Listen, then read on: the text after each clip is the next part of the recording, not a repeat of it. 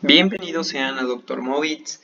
En esta ocasión vamos a hablar acerca de la fisiología del oído interno. Para el abordaje de este tema lo vamos a dividir en tres puntos muy importantes. El primero de ellos es la mecánica coclear, originada por los movimientos tanto de los líquidos como de las membranas. La micromecánica coclear ocurre por el desplazamiento del órgano de Corti con respecto a la membrana tectoria. Y finalmente, la transducción es la transformación de la energía mecánica producida por el movimiento en energía bioeléctrica por medio del intercambio iónico. A modo de resumen, con los temas anteriores, las ondas sonoras viajan e impactan contra la membrana timpánica. Esto produce una vibración de la membrana y a su vez produce el movimiento de la cadena osicular. El estribo se proyecta hacia el interior de la ventana oval, agitando el líquido dentro de la cóclea. Las ondas sonoras se transmiten en el oído interno. En primer lugar vamos a hablar acerca de la mecánica coclear. La platina del estribo produce un movimiento llamado movimiento de pistón. Este produce que la onda líquida en la perilinfa de la rampa vestibular se mueva hacia el interior. Este movimiento de la membrana de Reissner produce a su vez el movimiento de la membrana basilar. Por su parte, la ventana oval, en cuestión del viaje de la onda sonora, produce este movimiento. Esto produce movimiento de la rampa vestibular, llega a la onda sonora, da una vuelta en el helicotrema para llegar a la rampa timpánica y a su vez llegar a la ventana redonda. La penetración del estribo en la ventana oval produce un abombamiento hacia la caja timpánica de la membrana de la ventana redonda. La salida del estribo produce el efecto contrario. A esto se le conoce como juego de ventanas. Con respecto a la tonotopía, recordemos que la membrana basilar va a tener cierta distribución de frecuencias a lo largo de su membrana basilar.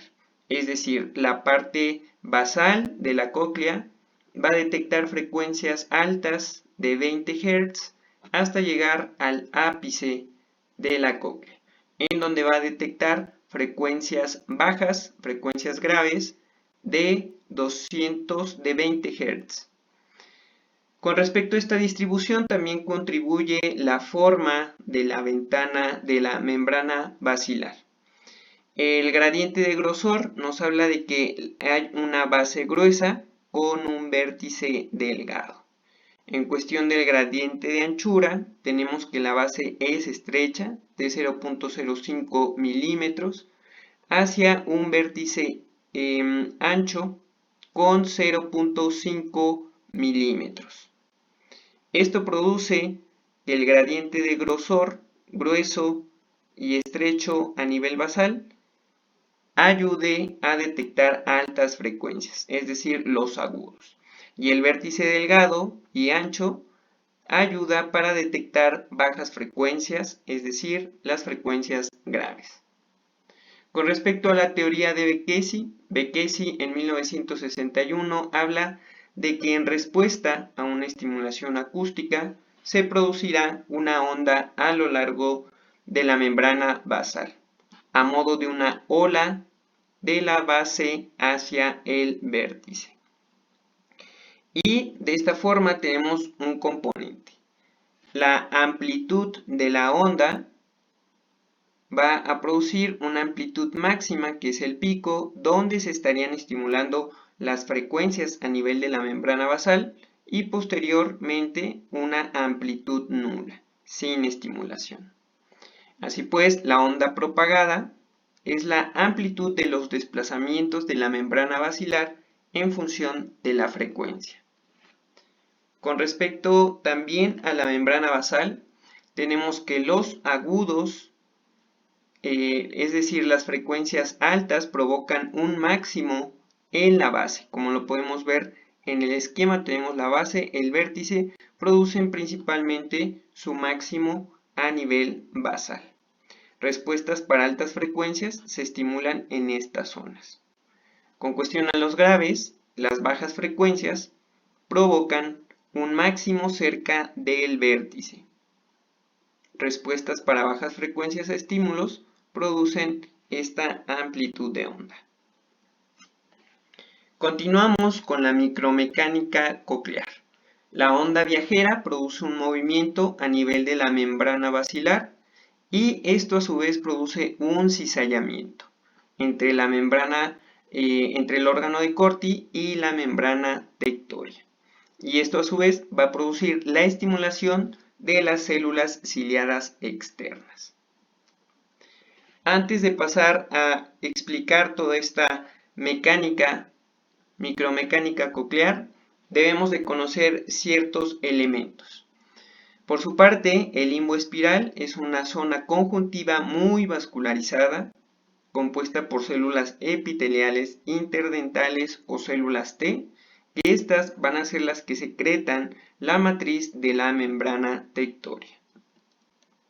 Con respecto a la membrana tectoria, la resonancia de la membrana es posible gracias a su inserción en el lado del modiolo, lo que le confiere cierta rigidez. Recordamos un poco acerca del órgano de Corti, está constituido por ciertas células. Las células pilares que recubren el piso del techo y el techo del túnel de Corti en esta zona. Las células falángicas internas, que aquí las podemos ver, rodean a las células ciliadas internas. Y por su parte, las células ciliadas externas, también llamadas células de Deiters, van a rodear la parte basal de las células ciliadas externas. Y, muy importante, recordar que atraviesa el nervio por estas células. Las células del borde, ubicadas en el borde interno del órgano de Corti, y las células de Hensen, ubicadas en el borde externo del mismo. Posteriormente se van a hacer cúbicas, llamándose células de Claudius y células de Boucher, las de Boucher implicadas en la regulación del calcio. Recordamos también la estructura de las células ciliadas internas. Estas se apoyan sobre las células falángicas internas en la zona arqueada de la membrana basilar. Están dispuestas únicamente en una fila, tienen forma de copa y en número tenemos unas 3500 en total. Reciben el 90% de las fibras aferentes nerviosas y estas son las que realmente se encargan de transmitir la información sonora que ha llegado a la cóclea. Con respecto a las células ciliadas externas, estas se apoyan sobre las células falángicas externas, que son las células de Deiters, en la zona pectínea de la membrana basilar. Están dispuestas en hileras de 3 y tienen una forma cilíndrica, en número mucho mayor, 3500. Las células ciliadas externas, muy importantes, se encargan de la amplificación y filtrado de las vibraciones sonoras. Aquí tenemos la fisiología de la amplificación coclear, que va a estar dada por las células ciliadas externas. Al conducto auditivo externo le llega la onda sonora. Este estímulo acústico produce un potencial endolinfático. Al momento de entrar potasio a la célula, se produce la transducción mecanoeléctrica. Esto produce la contracción celular gracias a la prestina. La prestina es una proteína transmembrana únicamente localizada en las células ciliadas externas y estas son las que le van a producir su contracción o motilidad. Esto produce una transducción electromecánica y esta transducción electromecánica dada por las células ciliadas externas es la que va a producir las otoemisiones acústicas. Así decimos que la despolarización permite a través de la prestina una contracción celular. La energía creada se sobreañade al sonido entrante y participa también en la vibración de la membrana basilar. Con respecto a la micromecánica coclear, esta se va a llevar de la siguiente forma. Se produce la vibración del órgano de Corti a través de la membrana basilar. Esto produce una estimulación de las células ciliadas del órgano de Corti y a su vez produce una curvatura de los cilios de las células ciliadas del órgano de Corti contra la membrana tectoria. Esto produce modificaciones en la conductancia de los iones potasio. Y así tenemos que ante un abombamiento hacia arriba de la membrana basilar, se produce un movimiento de la membrana tectoria de manera lateral. Esto produce la despolarización de la célula, que es el aumento de la conductancia. Por su parte, el abombamiento hacia abajo de la membrana basilar produce un movimiento de la membrana tectoria de manera medial. Esto produce una hiperpolarización, es decir, la disminución de la conductancia. Con respecto a los líquidos laberínticos, muy importante, la endolinfa va a ser producida por la estría vascular, por filtrado de perilinfa. Se reabsorbe en el saco endolinfático y esta va a tener la siguiente composición, a manera intracelular. Potasio, 165 miliequivalentes, aunque algunos autores lo toman como 144. Sodio, 1 miliequivalente o hasta 5 miliequivalentes. Con respecto a la perilinfa, tenemos una perilinfa coclear producida en la rampa timpánica. Esta procede del líquido cefalorraquídeo a través del acueducto coclear. La perilinfa vestibular se produce en la rampa vestibular y esta va a ser obtenida por un ultrafiltrado. Su composición va a ser parecida al del líquido cefalorraquídeo. Potasio 4 miliequivalentes y sodio 140-44 miliequivalentes. Aquí tenemos el esquema, la endolinfa va a estar dada por el saco endolinfático. El ultrafiltrado va a llegar de la estría vascular y va a drenar en el saco endolinfático. A su vez la perilinfa va a ser un ultrafiltrado del líquido cefalorraquídeo que va a llegar a través del acueducto coclear. También cabe señalar que hay una cortilinfa. Esta parece provenir del líquido extracelular que pasa a través de las fibras del nervio coclear, mediante los canalículos de la lámina espiral ósea. Esta cortilinfa llena el túnel de Corti y los espacios de Nuel. Contiene mayor concentración de sodio y proteínas que de potasio. Es muy semejante al de la perilinfa.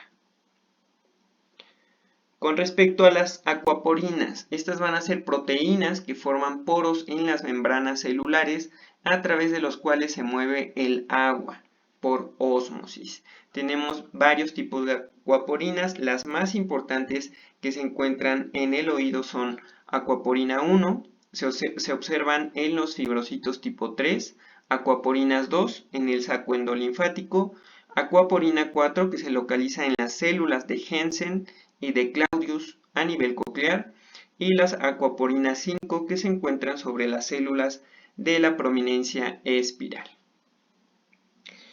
Muy importante, las vibraciones de la perilinfa se transmiten a la endolinfa haciendo vibrar la membrana basilar sobre la que se descansan las células ciliadas recubiertas por la membrana tectoria.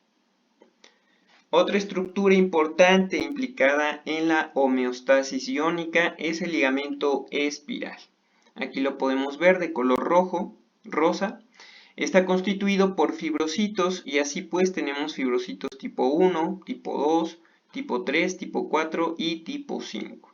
Sirve como anclaje de la membrana basal a la pared lateral. Y, muy importante, también regula la tensión de la membrana basilar. Otra estructura implicada en esta regulación, que es una de las más importantes, de hecho se dice que es la batería eléctrica en el oído interno, y esta mantiene el potencial del conducto coclear a más de 80 milivoltios. Esta va a tener células marginales, células intermedias y células basales. Las células marginales contienen ciertos transportadores de sodio-potasio, intercambiadores de sodio-potasio y canales de cloro. Las células intermedias participan en el estrés oxidativo y en el intercambio iónico, y por su parte las células basales contienen uniones comunicantes, adheridas por uniones estrechas. Así entonces tenemos el equilibrio u homeostasis iónica a nivel laberíntico. Una vez que el potasio esté dentro de la rampa media, pasa a las células ciliadas. Estas pasan su intercambio iónico a través de las células de Deisters. Estas pasan a las células del surco externo mediante gap junctions, que ahorita los vamos a ver.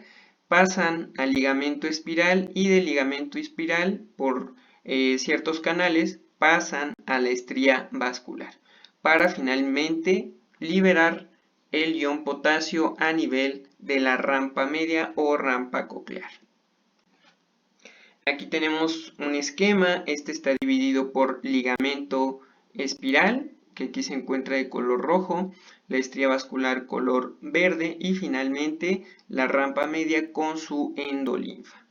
Entonces tenemos que el viaje del potasio llega a las células del surco, estas mediante transportadores de sodio-potasio ATPasa, pasan mediante las uniones comunicantes o junctions mediante los fibrocitos.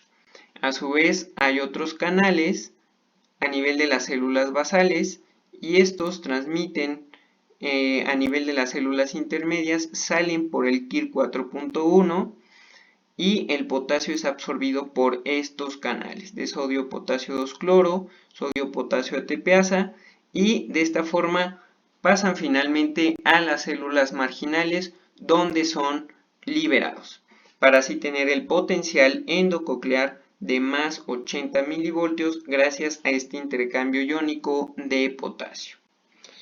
A nivel coclear, este potasio es captado por las células ciliadas. Estas lo pasan a las células de Deiters y así crean un potencial. Este potencial, en el caso de las células ciliadas externas, va a ser de menos 70 milivoltios, y en el caso de las células ciliadas internas va a ser de menos 40 milivoltios. Muy importante, el potencial del conducto coclear, como a modo de resumen, va a ser de más 80 milivoltios. En condiciones de reposo, las células ciliadas externas van a tener un potencial de menos 70 milivoltios, las células ciliadas internas de menos 40 milivoltios. Se establece así una diferencia de potenciales de 120 milivoltios. Y de aquí nos salen dos potenciales. Un potencial de sumación, que va a estar dado por las células ciliadas internas, y un potencial microfónico, que va a estar dado por las células ciliadas externas. Entonces, con respecto a estos potenciales, el potencial de sumación, como lo vemos en el esquema, va a estar dado por las células ciliadas internas. Se debe a modificaciones del potencial endolinfático cuando llegan las vibraciones del sonido al oído interno. Su uso es frecuente para la evolución en la enfermedad de Meniere.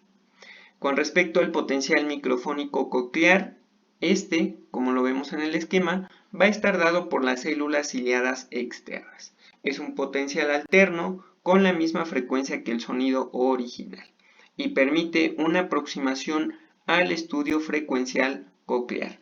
Muy importante, en caso de estos micrófonos cocleares nos van a ayudar para el estudio de la electrococleografía. Continuamos con la transducción auditiva. Aquí vamos a tener, por un lado, la despolarización. esta va a tener una deformación mecánica positiva. La deformación mecánica hacia el quineocilio abre los canales de potasio, el potasio entra a nivel celular y a nivel basal se va a llevar a cabo un intercambio iónico. Sale el potasio, entra el calcio ayuda a la liberación de las vesículas producidas por las células ciliadas que contienen glutamato y finalmente a nivel de sinapsis es liberado este glutamato. El glutamato es captado por la terminación de la neurona y así se cierra este ciclo. Con respecto a la hiperpolarización, va a producir una deformación mecánica negativa. La deformación mecánica que se aleja del quineocilio provoca el cierre de los canales. Y es así como en la célula va a ocurrir la hiperpolarización. Muy importante, las microcorrientes de endolinfa en la superficie del órgano de Corti son las que realmente ocasionan el movimiento de las células ciliadas internas.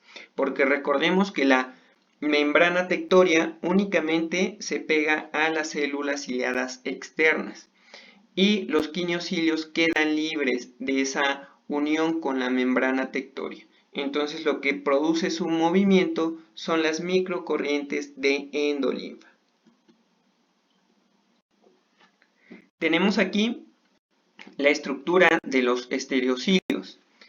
El canal se activa directamente por el estímulo mecánico, que es el encargado de deflexionar los estereocilios. Dentro de los estereocilios tenemos dos anclajes, por así decirlo, el Upper Tip Link Density y el Lower Tip Link Density, que a modo de resorte van a anclar el Tip Link, que es el verdadero, por así decirlo, el resorte de estos estereocilios. Muy importante, tenemos el canal de mecanotransducción de color verde. Al momento en que se mueve el estereocilio, va a producir el movimiento del resorte y esto va a producir la abertura del canal de mecanotransducción para que a su vez permita la entrada de potasio. Debido al potencial oscilante, se libera de manera intermitente, como ya lo habíamos visto, el neurotransmisor glutamato, que produce disparos intermitentes de los nervios cocleares aferentes. Así entonces tenemos la sinapsis. En el aparato de Golgi es donde se van a producir las vesículas llenas de glutamato. Estas se van a transportar mediante el transportador vesicular no convencional BGLUT3. Estas vesículas migran a la zona activa de sinapsis, que es esta porción, y ocurre la despolarización porque recordemos sale potasio a nivel de la célula ciliada y entra el calcio y esto produce la activación presináptica. La unión del calcio, muy importante, con la otoferlina es la que va a producir la exocitosis del glutamato.